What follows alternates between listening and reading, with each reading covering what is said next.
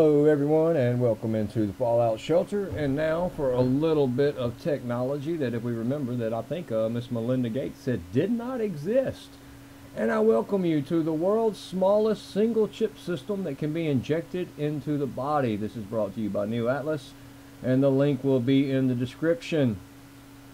This continuing miniaturization of electronics is opening up some exciting possibilities when it comes to what we might place in our bodies to monitor and improve our health.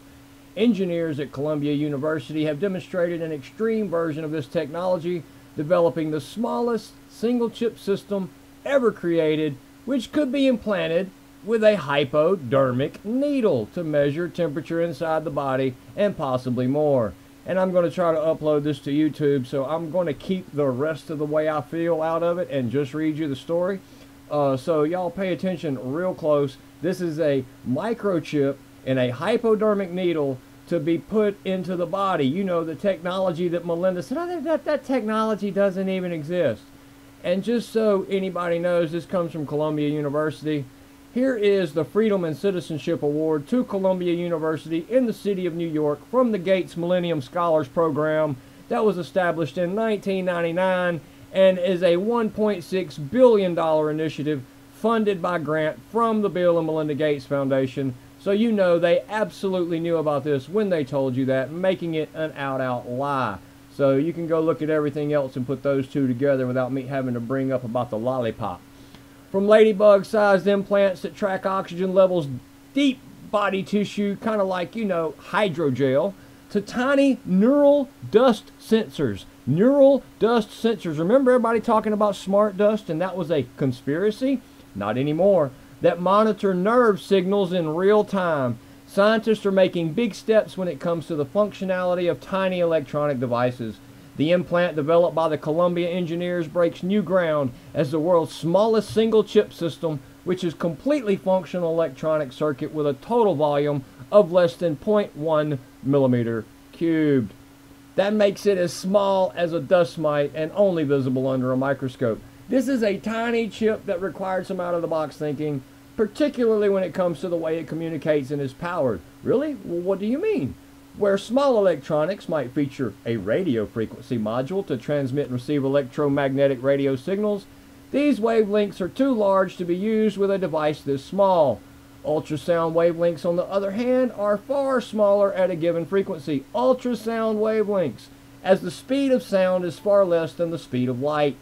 The electromagnetic wave travels at, so the team incorporated a piezoelectric transducer that acts as an antenna for wireless powering and communication via ultrasound, you know, or maybe via this new technology going up on towers. I don't know, just an idea in my opinion. This combines with an onboard low power temperature sensor to turn the chip into a probe for real-time temperature sensing, enabling it to monitor body temperature and also fluctuations in temperature driven by the therapeutic application of ultrasound. Its capabilities were demonstrated in mice, where it was used for ultrasound neurostimulation. Nobody's suffering from neuropathy and fibromyalgia and all these nerve problems right now. I mean, sure, this can't make it any worse. And up to 7 were implanted into the mice at a time. 7 at a time via intramuscular injection with a syringe. A chip with a syringe. Where have we heard that is not possible before? The scientists imagine these type of chips being implanted into the human body and then wirelessly communicating information on what they measure via ultrasound. Now remember, if it can communicate, it can receive. It is a two-way street. They're not telling you about what they can do to it, only about the information coming from it. In its current form, this is limited to body temperature, but other possibilities include blood pressure, glucose levels, respiratory function, and added by Fallout, tracking, data, money, your lollipop record, anything else that they would like to put on you, and probably put a quantum dot on it to make sure you know you have it. We wanted to see how far we could push the limits. Really? How far you could push the limits to make a chip to put in a human? Says the study's leader, Ken Shepard. This is a new idea of a chip as a system. No, it's not. It's an old idea. You just now got it where it would work. That is a chip that alone with nothing else is a complete functioning electronic system. A complete electronic functioning system. This should be revolutionary for developing wireless, miniaturized, implantable medical devices that can sense different things to be used in clinical applications and eventually approved for human use, where the government can take it over and use it for whatever dastardly thing they do, such as tracking you, keeping up with your medical advice, making sure you stay in line, be able to use your money how you want to, yada, yada, yada, yada, yada.